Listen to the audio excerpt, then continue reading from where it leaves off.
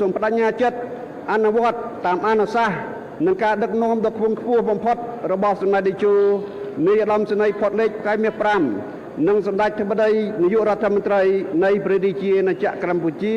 ប្រកបដោយស្មារតីទទួលខុសត្រូវខ្ពស់ក្នុងការចូលរួមជាមួយរាជរដ្ឋាភិបាលដើម្បីបុព្វហេតុជាតិនិងប្រជាជនការពារបូរណភាពទឹកដីការពារអធិបតេយ្យភាពជាតិការពារផលប្រយោជន៍ជាតិនិងយកជ័យជំនះលើចោរសៀមឈ្លានពានឲ្យបានជាដាច់ខាតយើងខ្ញុំទាំងអស់គ្នាសូមបួងសួងនៅវត្ថុស័ក្តិសិទ្ធិក្នុងលោក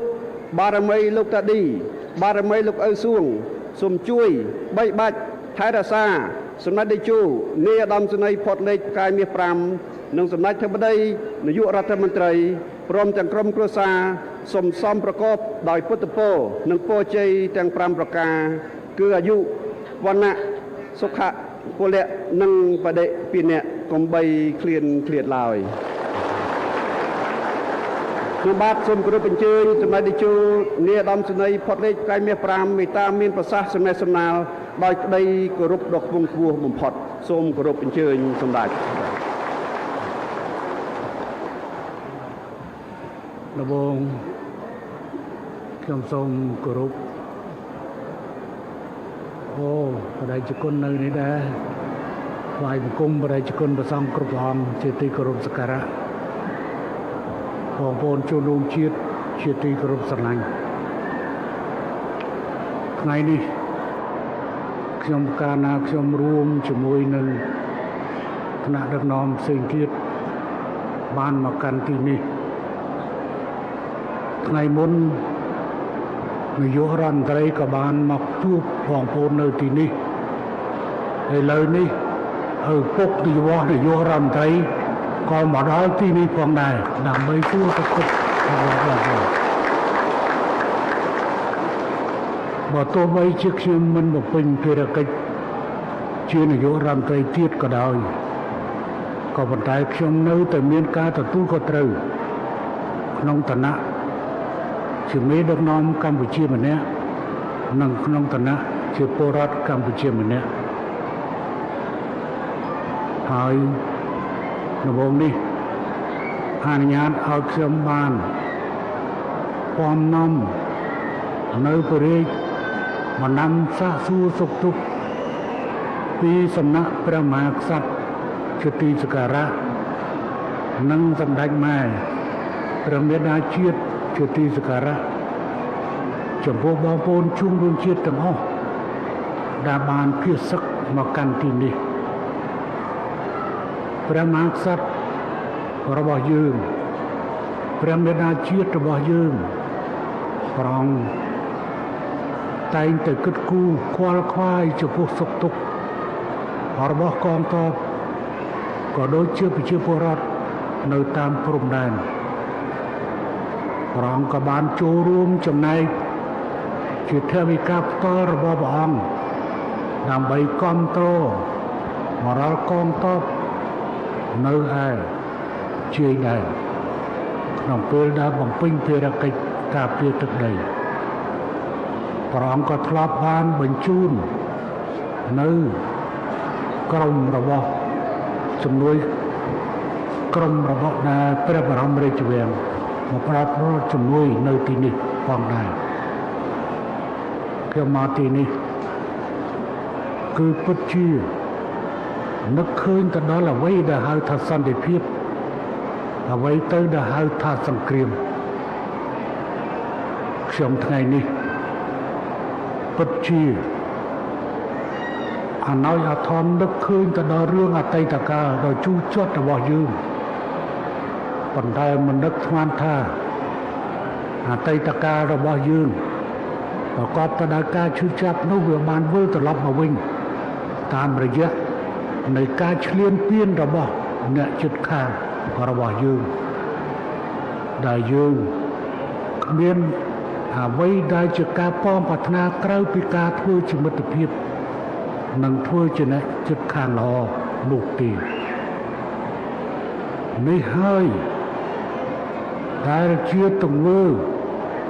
ដែលសូមឲ្យអន្តរជាតិត្រូវមើលឲ្យឃើញថាតើប្រទេសកម្ពុជាឬថៃអ្នកណាឈ្លានពានអ្នកណាតើថៃមានបានជំនះប្រជាជនរបស់ខ្លួនចេញពីព្រំដែនទេតើថៃមានបានជំនះមានជនភៀសសឹកដោយសារកម្ពុជាឈ្លានពានទេនៅទីនេះគឺជាសាក្សីរស់សម្រាប់បង្ហាញទៅកាន់ពិភពលោកថាកម្ពុជាគឺជាប្រទេសរងគ្រោះដោយសារការឈ្លានពានរបស់កងទ័ពថៃទើបនាំដល់ទៅការមានជនភៀសសឹកមករស់នៅទីនេះដែលជារឿងជាអកុសលហើយសូមឲ្យបរទេសទាំងឡាយដែលប្រកាន់សច្ចធម៌និងនិយមសន្តិភាពមើលឃើញឲ្យបានច្បាស់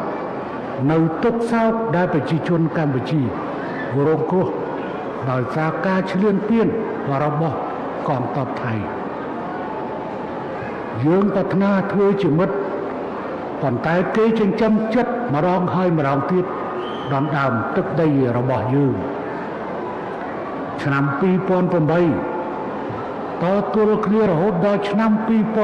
2011ខាងផ្លូវយោធានិងតទល់គ្នាតាមផ្លូវច្បាប់រហូតដល់ឆ្នាំ2013ខ្ញុំនឹកស្មានថាសង្គ្រាមនេះបញ្ហានេះវាត្រូវបានបញ្ចប់តាមរយៈនៃការក្តីក្តាំនៅតុលាការយុត្តិធម៌អន្តរជាតិទីក្រុងឡាអេតាមរយៈការបោះស្រាយសាលក្រមតុលាការនោះរួចស្រេចទៅហើយក្នុងរយៈពេលជិត10ឆ្នាំពីឆ្នាំ2014រហូតមកទល់2023និង2025នេះយើងពុំមានរឿងអ្វីកើតឡើងនោះទេពេលនោះខ្លួនខ្ញុំធ្វើជានាយករដ្ឋមន្ត្រីខ្ញុំធ្វើការយ៉ាងល្អជាមួយនឹងប្រយុទ្ធចន្ទអូចាអតីតនាយករដ្ឋមន្ត្រីរបស់ថៃគ្មានរឿងអ្វីកើតឡើងទេបន្តទៅយើងធ្វើការមួយរយៈជាមួយនាយករដ្ឋមន្ត្រីបន្តមកទៀតក៏គ្មានរឿងអ្វីកើតឡើងដែរក៏ប៉ុន្តែជាអកុសលនាយករដ្ឋមន្ត្រីថ្មីដែលបានកើតឡើងប្រហែលខែមុននេះបែរជាកើតរឿងដ៏អកុសលនៅទីនេះថ្ងៃស្អែកខ្ញុំនឹងនិយាយទៅកាន់ពលរដ្ឋកម្ពុជាក៏ដូចជានិយាយទៅកាន់ប្រជាជនថៃអំពីរឿងនេះតើប្រវត្តិ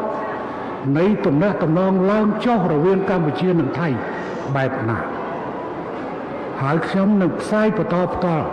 ដើម្បីជូនសារទៅកាន់ប្រជាជនកម្ពុជានិងជូនសារទៅកាន់ប្រជាជនថៃដែលភាគច្រើនលើសលប់ក៏ស្រឡាញ់សន្តិភាពដូចជាយើងដែរខ្ញុំមិននឹកស្មានថាគ្រួសារមួយដែលខ្ញុំបានជួយចំពោះពួកគេបែរជាឡើងធ្វើនាយករដ្ឋមន្ត្រីគឺបង្កើតឡើងនៅរឿងបែបនេះ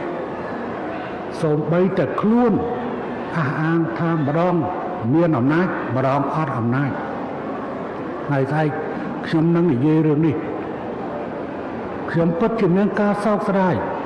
ជាមួយនឹងអ្វីដែលបានកើតឡើងតែវាមិនគួរកើតដំណាក់កាលដែលខ្ញុំក៏គួរតែបញ្ជាក់ថានៅពេលដែលខ្ញុំបញ្ចប់សង្គ្រាមដឹកនាំបញ្ចប់សង្គ្រាមតាមរយៈនៃនយោបាយឈ្នះឈ្នះជាមួយនឹងការដាក់ចេញនៃយុទ្ធសាស្ត្រត្រីកម្មខ្ញុំដាក់ចេញនៅគោលដៅ2សំខាន់គោលដៅទី1គឺប្រែក្លាយតំបន់អតីតសមរភូមិឲ្យទៅជាតំបន់អភិវឌ្ឍដូច្នេះហើយបានជាយើងកសាងភូមិកសាងផ្ទះជូនក្រុមគ្រួសារទាហានរបស់យើងជូនគ្រួសារផ្ដល់ដីធ្លីជូនប្រជាជនយើងនៅតាមតំបន់ចុងកាត់បាត់យករាប់ទាំងតាមព្រំដែនកម្ពុជាថៃព្រំដែនកម្ពុជាវៀតណាមព្រំដែនកម្ពុជាឡាវផងដែរ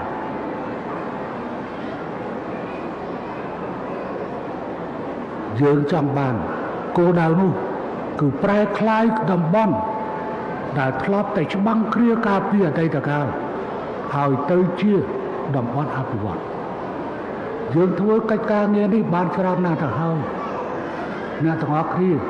ដែលមិនធ្លាប់មកនៅទីនេះបានមកនៅទីនេះដោយសុខសប្បាយ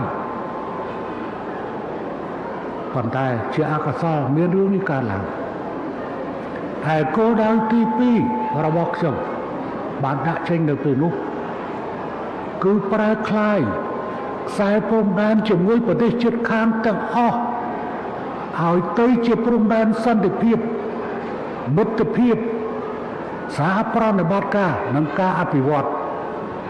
នេះជាគោលដៅសំខាន់ដែលខ្ញុំដាក់ចេញកាលពីឆ្នាំ1998ឥឡូវមកដល់ពេលនេះវាជិត30ឆ្នាំហើយយើង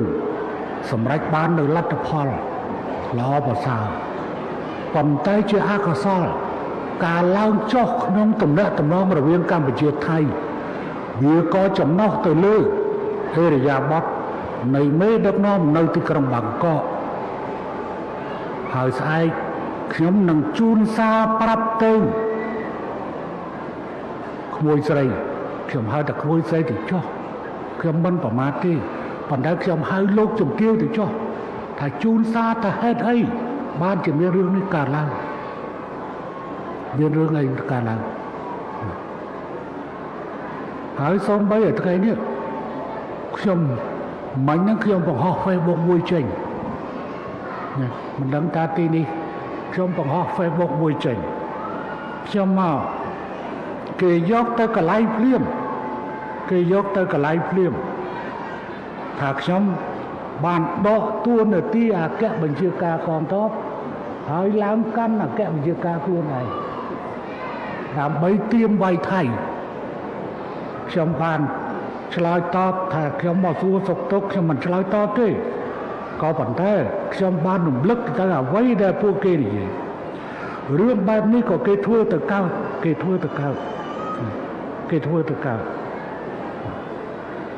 តែនៅទីនេះក៏កំពុងតែផ្សាយចេញផ្ទាល់ដែរខ្ញុំបានមកកាន់ទីនេះគឺខ្ញុំមកបើទោះបីជាខ្ញុំមិនចេញបញ្ជាតបទេអ្នកដែលមានសិទ្ធិបញ្ជាតបពេលនេះគឺនាយករដ្ឋមន្ត្រីដែលមកសួរសុខទុក្ខបងប្អូនប្រហែលថ្ងៃមុននេះដែលជាកូនប្រុសរបស់ខ្ញុំនិយាយអញ្ចឹងទៅចុះជាកូនប្រុសរបស់ខ្ញុំ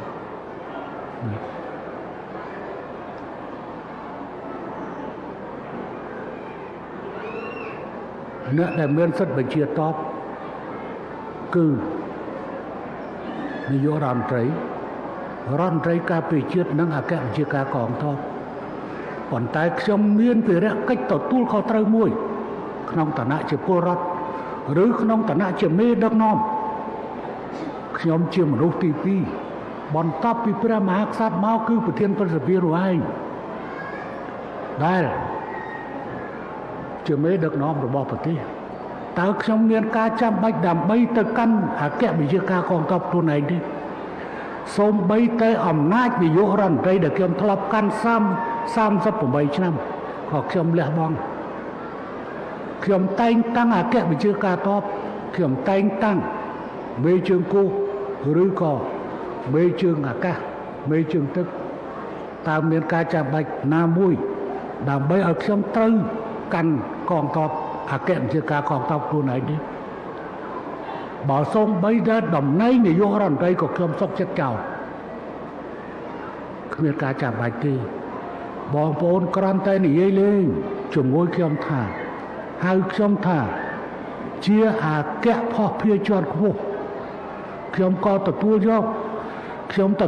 ដោយការពេញចិត្តដើម្បីផ្គប់ផ្គង់កងទ័ពវាយចោលសិទ្ធិភាព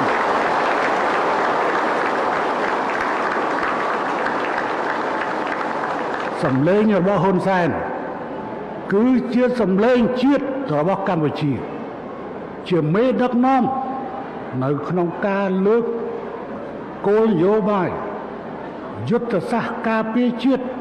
ដោយផ្អែកលើខឿនការពារជាតិរបស់ប្រជាជនហ៊ុនសែនបានដឹកនាំប្រទេសនេះចូលរួមដឹកនាំនិងដឹកនាំប្រទេសនេះរយៈពេលជិតកន្លះសតវត្សទៅហើយដោយតែគ្មានការចាំបាច់ណាដើម្បីឲ្យខ្ញុំទៅកាន់អគ្គបញ្ជាការកងទ័ពខ្លួនឯងនោះទេហើយឥឡូវនេះឧត្តមសេនីយ៍នៅខាងក្រោយទាំងប្រមាណពួកគេតែងតែគោរពនិងផ្ដល់តម្លៃដល់ខ្ញុំក្នុងឋានៈជាមេដឹកនាំរបស់ពួកគេ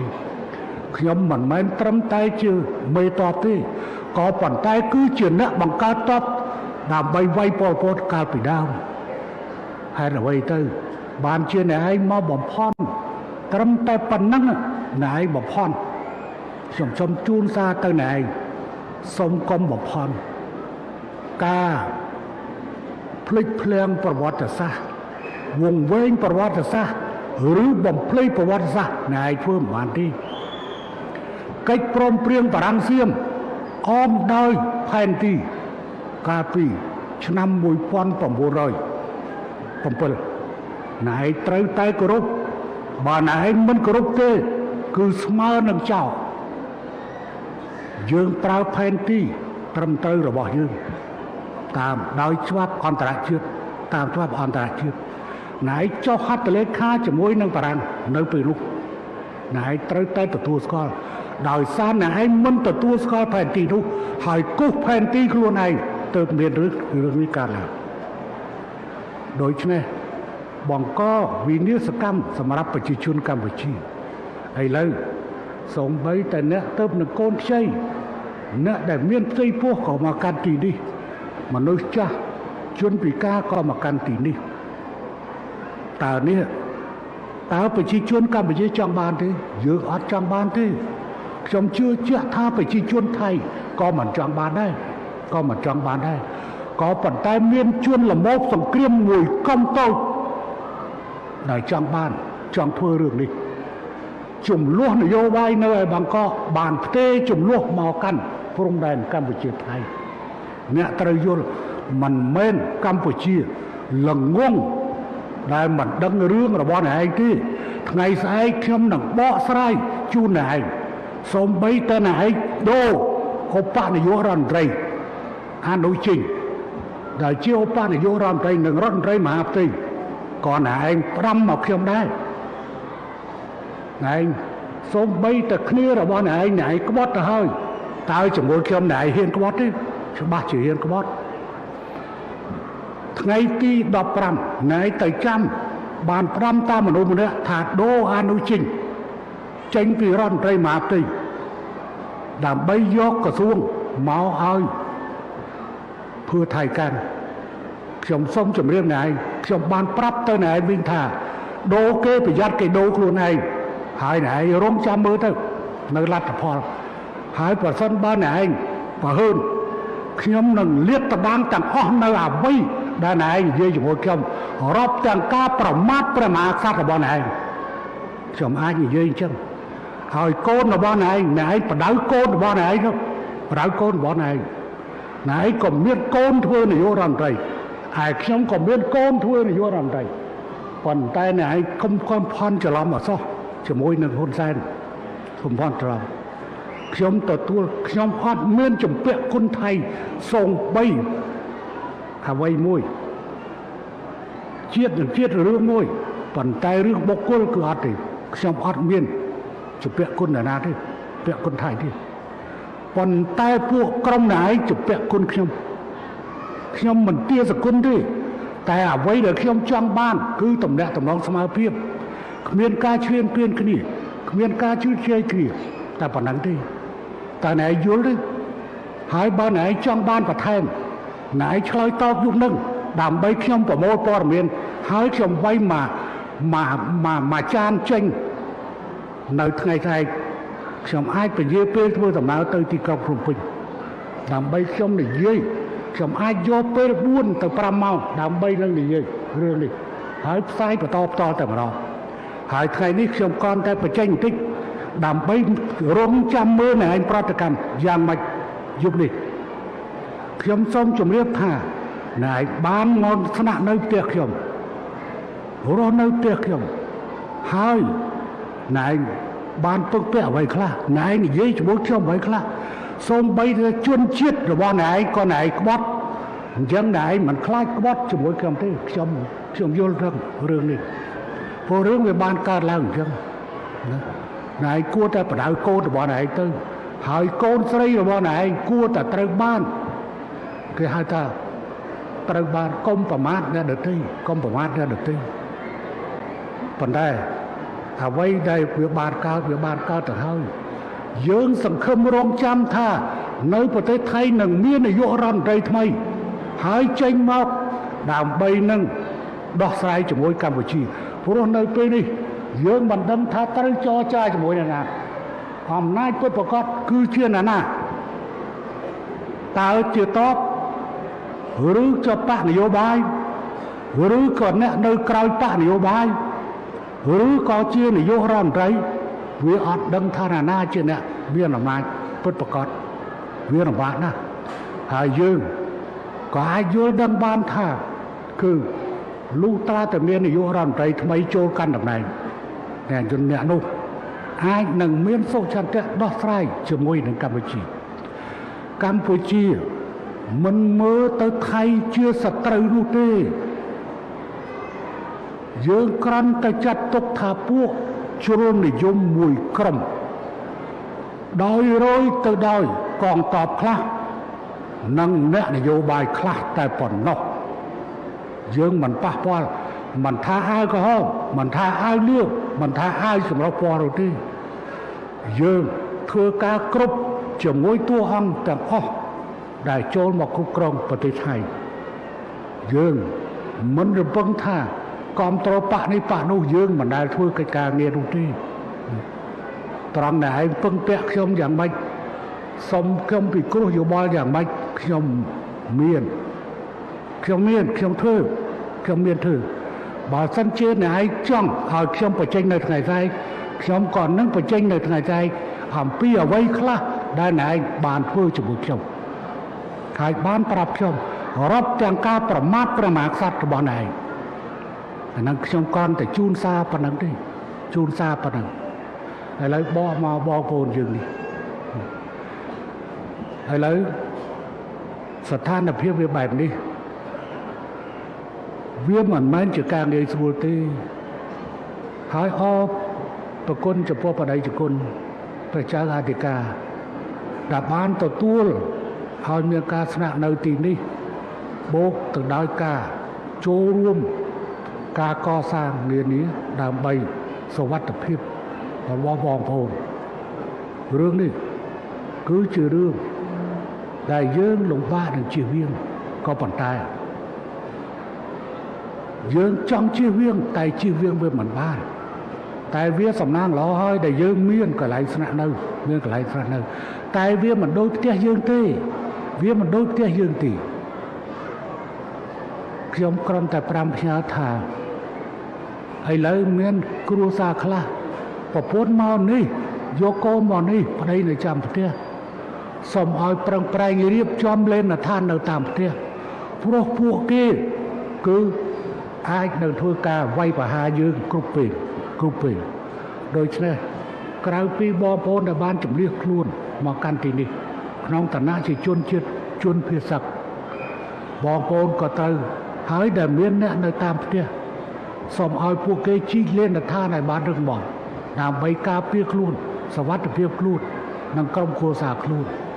នៅពេលណាមួយយើងវិលត្រឡប់បែរជាមានរឿងកើតឡើងយើងក៏មានទីជម្រកសូមឲ្យគ្រប់ផ្ទះដែលនៅជិតតំបន់ព្រំដែនជីកលេនដ្ឋានហើយរឿងនេះអាជ្ញាធរខេត្តក៏ដូចជាស្រុកនិងមូលដ្ឋានឃុំភូមិយកចិត្តទុកដាក់ជួយគ្នាដើម្បីរៀបចំលេនដ្ឋានសម្រាប់សុវត្ថិភាពយើងធ្លាប់ដេកលេនដ្ឋានតាំងពីឆ្នាំ1970រហូតមកទល់ឆ្នាំ1998ទើបយើងបញ្ចប់សង្គ្រាមឥឡូវយើងបែរជានាំគ្នាទៅដេកលេនដ្ឋានឡើងវិញនៅក្នុងផ្នែកមួយនៃទឹកដីកម្ពុជាគឺព្រំដែនកម្ពុជាថៃ ដែលផ្ដើមចេញមិនមែនចេញពីយើងទេយើងគ្មានត្រូវការឈ្លានពានទឹកដីណាទេទឹកដីយើងបាត់បង់ច្រើនណាស់ទៅហើយអ្នកជិតខាងយើងមានជនជាតិខ្មែរនៅទីនោះដែលនិយាយភាសាខ្មែរយ៉ាងច្បាស់នេះជាផុសតាងបញ្ជាក់ថាទឹកដីខ្មែរកាលពីដើមធំទូលាយជនជាតិយើងគឺនៅច្រើនកន្លែងប៉ុន្តែយើងនៅសល់ទឹកដីប៉ុណ្ណេះយើងការពារទឹកដីតែប៉ុណ្ណឹងអត់ចង់បានទឹកដីណាទេហើយខ្ញុំអំពាវនាវសូមបងប្អូនជួនដូចជាតិដែលមកដល់កន្លែងនេះខិតខំរក្សាការពារអនាម័យហើយខិតខំធ្វើម៉េចការពារខ្លួនជាពិសេសស្ត្រីមានផ្ទៃពោះកុំភ្លេចថាពេលនេះម្នាក់ជីវិតពីរត្រង់នេះហើយដែលយើងត្រូវតែមានការទទួលខុសត្រូវហើយសូមអាជ្ញាធរខេត្តរៀបចំឲ្យបានច្បាស់លាស់អំពីបញ្ហាការទទួលខុសត្រូវនានាសម្រាប់សុវត្ថិភាពរាប់ទាំងបញ្ហាក្រុមគ្រូពេទ្យប្រចាំការអីជាដើមត្រូវតែមានឲ្យបានច្បាស់ជួនកាលជំងឺភ្លាមត្រូវដោះស្រាយភ្លាមទោះក្រសួងសុខាភិបាលត្រូវមានចំណែកទទួលខុសត្រូវការក្បាតក្រហមក៏មានការទទួលខុសត្រូវផ្នែកពាក់ព័ន្ធនានាមានការទទួលខុសត្រូវយើងទទួលខុសត្រូវចំពោះបងប្អូនជនរួមជាតិរបស់យើងខ្ញុំពិតជាមានការសោកស្ដាយដែលរឿងបែបនេះកើតឡើងខ្ញុំនិយាយតាមត្រង់ចំណន់ប្រយុទ្ធច័ន្ទអូចារយៈពេលជិត10ឆ្នាំអត់មានរឿងអីកើតឡើងដំណាក់កាលខ្ពស់បំផុតនៃទំនាក់ទំនងគឺដំណាក់កាលអតីតនាយករដ្ឋមន្ត្រីថៃច័ន្ទប្រយុទ្ធច័ន្ទអូចាទោះបីគាត់ចេញពីទាហានប៉ុន្តែគាត់បានដឹកនាំប្រទេសហើយគាត់ធ្វើសាមគ្គីភាពជាមួយប្រទេសជិតខាងទាំងអស់ឥឡូវនិយាយដោយត្រង់ប្រទេសថៃ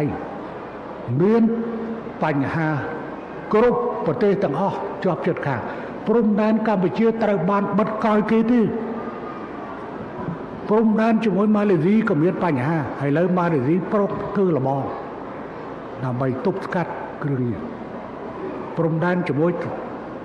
ភូមាម៉ៃយ៉ាម៉ាព្រំដែនជាមួយឡាវសុទ្ធតែមានបញ្ហា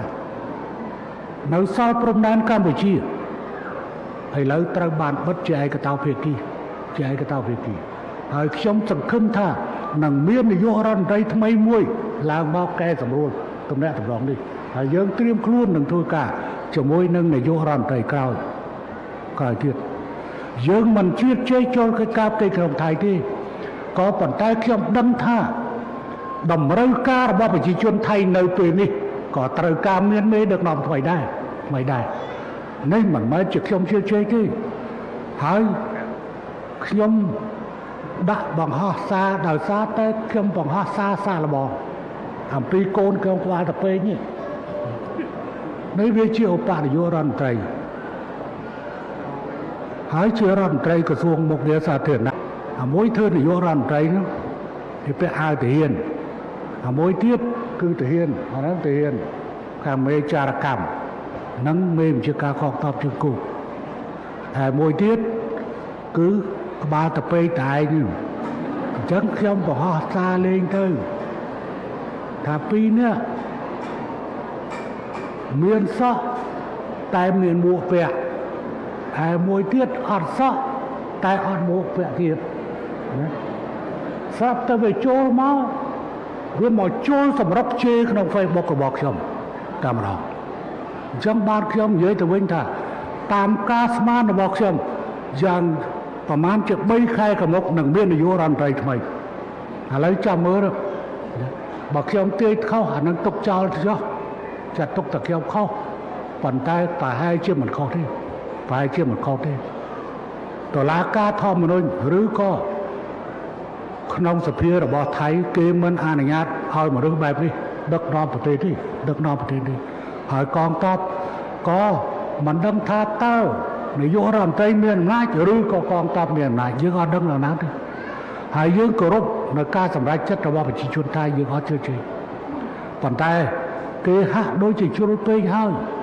សូម្បីតែ Facebook របស់ខ្ញុំប្រកាសហេតុខ្ញុំមកសួរសុខទុក្ខកងទ័ពមកថាខ្ញុំនឹងដកតំណែងអគ្គមជ្ឈការទ័ពហើយធ្វើអគ្គមជ្ឈការទ័ពដែរខ្លួនឯងដើម្បីវាយថៃគ្រប់គ្រងព័ត៌មានខ្លួនឯងអត់បានទេដោយខ្ញុំនិយាយចឹងខ្ញុំជាអ្នកតែងតាំងមេទ័ពខ្ញុំជាអ្នករៀបចំនិយាយតាមបបាទៅណាក្នុងឋានៈជាប្រធានគណៈបកកណ្ដាលខ្ញុំមានសិទ្ធិនឹងរៀបចំជាមួយនឹងនាយករដ្ឋមន្ត្រីពេលមុនខ្ញុំធ្វើនាយករដ្ឋមន្ត្រីផងធ្វើជាប្រធានបកផងខ្ញុំធ្វើគ្រប់តែឥឡូវ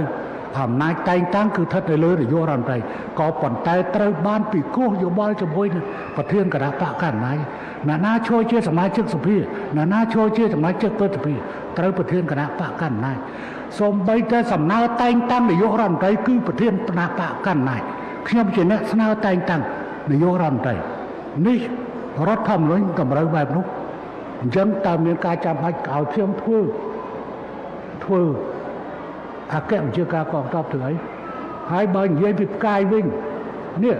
ផ្កាយឡើងខាងណាផ្កាយខាងណា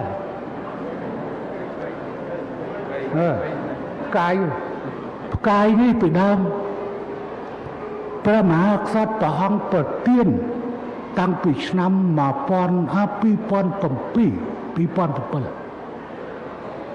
ឥឡូវ2025 18ឆ្នាំរួចមកហើយឧត្តមសេនីយ៍ផុតលេខនាយឧត្តមសេនីយ៍ផុតលេខផ្កាយមាស5រយៈពេល18ឆ្នាំហើយមិនមែនខ្ញុំសូមបងប្អូនដោយការគោរពដោយការស្រឡាញ់ខ្ញុំពិតជាមានការឈឺចាប់នៅក្នុងចិត្តដោយសារឃើញបញ្ហាស្ថានភាពច្រំដែលនៃការឡើងយើងនឹងស្វះស្វែងរកទំនាក់ទំនងជាមួយជិតខាងការវាយគ្នាវាមិនមែនជារឿងល្អទេជៀសបានជៀសទៅតែបើជៀសមិនបានយើងបង្ខំចិត្តត្រូវតែវាយហើយអញ្ចឹងសូមកុំចាំបាច់គម្រាមទៅនេះគម្រាមទៅនោះហើយស្អែកខ្ញុំនឹងនិយាយអាគម្រាមនឹងដែរគម្រាមផេះហើយអានោះខ្ញុំនឹង5ទៅវិញហើយខ្ញុំចាំមើលជុំនេះគឺឆ្លើយតបយ៉ាងម៉េចដើម្បីស្អែកខ្ញុំប្រមូលព័ត៌មានដាក់ទៅមកក្តាំងហើយបន្តពីនោះទៅខ្ញុំរងចាំធ្វើការជាមួយនាយករដ្ឋមន្ត្រីថ្មីតែម្ដង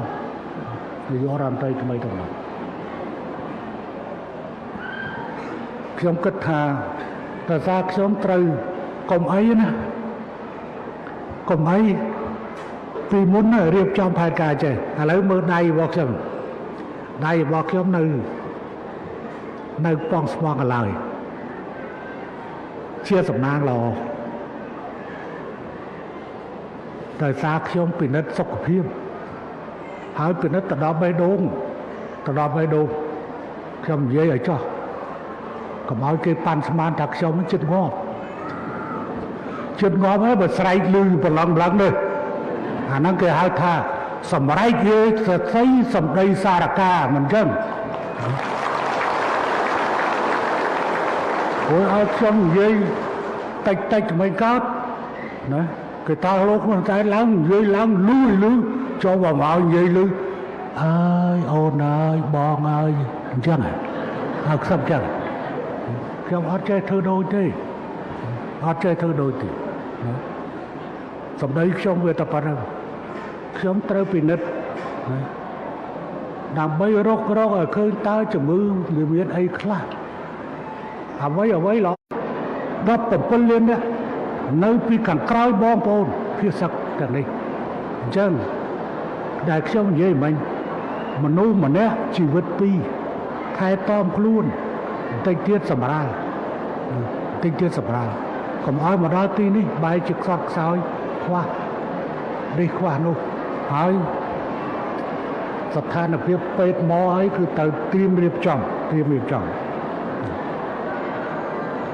ហើយគ្រូពេទ្យប្រចាំការគឺជូន10លានរៀលដែរហើយសម្រាប់ជូនអភិបាលខេត្តដោះស្រាយនៅកន្លែងហ្នឹងអត់មានឲ្យយកថវិកានោះទៅដោះស្រាយឯណាទេជូន100លានរៀល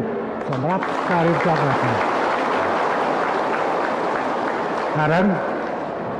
តើវាមិនទៅលើសពីនាយករដ្ឋមន្ត្រីព្រោះវាឲ្យនាយករដ្ឋមន្ត្រីវាទៅតែអញ្ចឹងហើយគេប្រសិទ្ធនាមឲ្យថាជាអគ្គភស្តុភារជាន់ខ្ពស់អញ្ចឹងយើងត្រូវតែចវាយខេត្តវាមានថវិការបស់ខេត្តក៏ប៉ុន្តែវាមិនគ្រប់គ្រាន់ទេនៅក្នុងការទូទងនេះថ្ងៃនេះខ្ញុំមកឲ្យ1លាន100លានតែថ្ងៃក្រោយខាងរដ្ឋាភិបាលត្រូវបញ្ចេញថវិកាមកបន្ថែមដើម្បីទ្រទ្រង់នៅកន្លែងនេះខ្ញុំមានប៉ុណ្ណឹងចុះហើយខ្ញុំនឹងរងចាំស្ដាប់ប្រតិកម្មពីទីក្រុងបាងកកដើម្បីថ្ងៃស្អែកខ្ញុំលេងមួយចានត្រឡប់ទៅវិញហើយតើវាមានរឿងអីប៉ុន្តែសូមបញ្ជាក់ជូនសារថាខ្ញុំចង់មានសន្តិភាពចង់មិនមានមិត្តភាពជាមួយអ្នក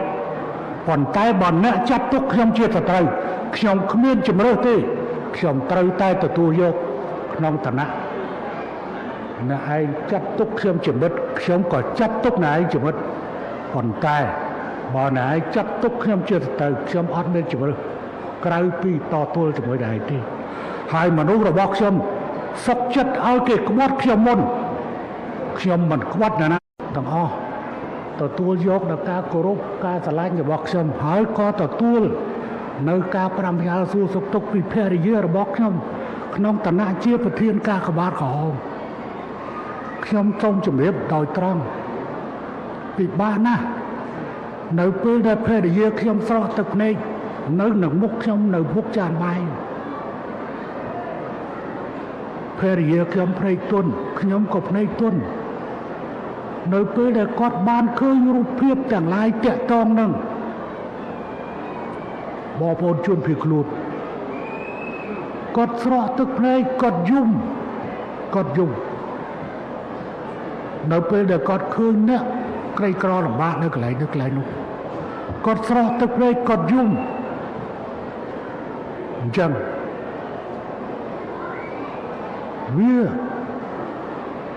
វាស្ថានហើយមិនមែនជាការសម្ដែងទេអញ្ចឹងខ្ញុំបានជួយបន្ថយនៅស្ថានភាពរបស់គាត់ហើយខ្ញុំក៏បានជួយបន្ថយនៅកង្វល់របស់ព្រះមហាក្សត្រជាទីសក្ការៈក៏ដូចជាលួងម៉ែព្រះមេដាជាតិជាទីសក្ការៈនៅកង្វល់របស់ព្រះអង្គទាំងពីរសម្រាប់សុខទុក្ខកូនចៅរបស់ព្រះអង្គខ្ញុំក៏ជួយបន្ថយនៅកង្វល់ទាំងឡាយរបស់បងប្អូនជួនរួមជាតិដែលនឹកគិតមកដល់ទីនេះផងដែរខ្ញុំពិតជាមិនចង់ឃើញអ្វីកើតឡើងសម្រាប់បងប្អូនទេប៉ុន្តែរឿងនេះគឺជារឿងដែលជាមិនផុតហើយខ្ញុំតម្រូវថាពីមុននេះមិនព្រមតែជាប់ហើយប៉ុន្តែបញ្ជាក់ថែមបន្តិចក្រៅការពិនិត្យសុខភាពហើយខ្ញុំទៅធ្វើតើគេហាមឃាត់ឈាមវាបាញ់ត្រឹកបិទដៃគេទឹកនឹងព្រឹកមិញទេគឺដកអាក្រាស់ចេញព្រោះអាឈាមហ្នឹងវានៅបាញ់ចេញតាមហ្នឹងបើមិនស្រួលទេឈាមនឹងបាញ់ចេញតាមហ្នឹងប្រសិនបើកុំមានថ្ងៃ28ដែលជាខួបកំណត់ប៉ះខ្ញុំនឹងអាចនៅយូរជាងនេះប៉ុន្តែដោយសារតែថ្ងៃ28ខួបកំណត់ប៉ះក្នុងឋានៈជាប្រធានគណៈបកខ្ញុំត្រូវអានសន្ទរកថាដូច្នេះបានជាខ្ញុំពីមុននេះក្រុងថាមកជួបបងប្អូននៅទីនេះហើយទៅជួបមន្ត្រីរាជការកម្លាំងប្រវត្តិក្រុមសមាជិកក្រុមប្រឹក្សាឃុំសង្កាត់នៅខេត្តបន្ទាប់ទៅត្រឡប់ទៅភ្នំពេញវិញទាំងយប់ប៉ុន្តែក្រោយមកក៏ធ្វើការកែសម្រួលកម្មវិធី ថ្ងៃនេះខ្ញុំសម្រាប់នៅទីរួមខេត្តព្រះវិហារព្រឹកស្អែកខ្ញុំជួបមន្ត្រីរាជការហើយធ្វើការសម្ដែងសម្ដារនៅទីនោះដែលខ្ញុំបាននិយាយមិញថាខ្ញុំនឹងផ្សាយបន្តផ្ទាល់វែកញែកអំពីសង្គ្រាមនិងសន្តិភាពរវាងទំនាក់ទំនងកម្ពុជាថៃក្នុងកម្រិតឡើងចុះរបៀបម៉េចអញ្ចឹងខ្ញុំអាចមានឱកាសបានសួរសុខទុក្ខហើយបាននិយាយច្រើនជាមួយបងប្អូននៅទីនេះសង្ឃឹមថាបងប្អូនមិនធុញទ្រាន់ជាមួយនឹងអ្វីដែលខ្ញុំនិយាយនោះទេហើយចង់បញ្ចប់ជូនពរចំពោះបងប្អូនទាំងអស់ជួបតែសេចក្តីសុខសេចក្តីចម្រើនជាមួយនឹងពុទ្ធពរនិងពរទាំង5ប្រការអាយុវណ្ណៈសុខៈពលៈនិងបរិពានៈកុំបីគ្រាក្រឡើយសូមអរគុណ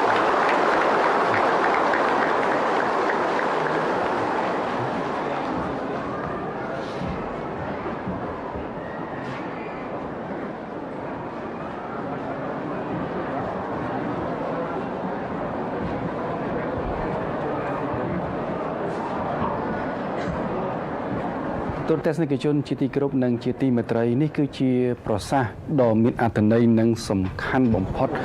របស់សម្ដេចអគ្គមហាសេនាបតីតេជោ ហ៊ុនសែននាយឧត្តមសេនីយ៍ផុតលេខផ្កាយមាស5ប្រធានព្រឹទ្ធសភាដែលសម្ដេចបានថ្លែងនៅក្នុងឱកាសនៃការជួបសំណេះសំណាលដោយផ្ទាល់ជាមួយនឹងបងប្អូនប្រជាពលរដ្ឋដែលជាជនភៀសសឹកកំពុងតែស្នាក់នៅនៅមណ្ឌលបណ្ដោះអាសន្ននៅឯបាវត្តពោធិ៍5000ដើមនៅខេត្តព្រះវិហារសម្ដេចក៏បានបង្ហាញពីភាពឈឺចាប់ទៅលើការឈ្លានពានពីអ្នកជិតខាងហើយក៏ស្នើឲ្យសហគមន៍អន្តរជាតិពិនិត្យមើលថាតើភាគីណាឈ្លានពានភាគីណាក្រៅពីនេះសម្ដេចក៏សម្ដែងការសោកស្ដាយផងដែរចំពោះរដ្ឋាភិបាលថៃដែលបានបង្កើតនៅរឿងមិនគួរកើតគឺបញ្ហានៃការចំនួនព្រំដែននេះជាបន្តបន្ទាប់ហើយសម្រាប់ភាគីកម្ពុជាគឺកម្ពុជាចង់ក្លាយជាមិត្តជិតស្និទ្ធក៏ដូចជាមិត្តទំនាក់ទំនងល្អជាមួយប្រទេសថៃតែបើសិនជាប្រទេសថៃមានចិត្តនៅក្នុងការឈ្លានពានមកលើកម្ពុជាគឺប្រទេសកម្ពុជានឹងឆ្លើយដឹកតបវិបកទៅវិញដូចគ្នាពាក់ព័ន្ធទៅនឹងព្រំដែនសន្តិភាពនេះគឺសម្ដេចតេជោលោកតែងតែមានគោលនយោបាយនៅក្នុងការបង្កើតនៅខ្សែបន្ទាត់ព្រំដែនដែលបងប្អូនប្រជាពលរដ្ឋអាចរស់នៅបានដោយសន្តិភាពរស់នៅដោយសុភមង្គលហើយអាចបង្កើតជាព្រំដែនដែលមានមិត្តភាពល្អកិច្ចសហប្រតិបត្តិគឺកិច្ចសហប្រតិបត្តិការល្អ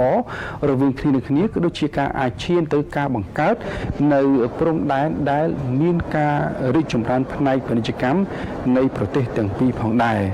ហើយអំបញ្ញមិញសម្ដេចក៏បានលើកឡើងពាក់ព័ន្ធទៅនឹងការទទួលងារជាអគ្គភស្តុភារជាន់ខ្ពស់ក្នុងការជួយផ្គត់ផ្គង់ទៅដល់គេថាកងកម្លាំងប្រដាប់អាវុធក៏ដូចជាបងប្អូនប្រជាពលរដ្ឋដើម្បីវាយកំទេចនៅសត្រូវឈ្លានពានមកកាន់កម្ពុជានេះគឺជាការបញ្ជាក់យ៉ាងអង់អាចក្លាហាន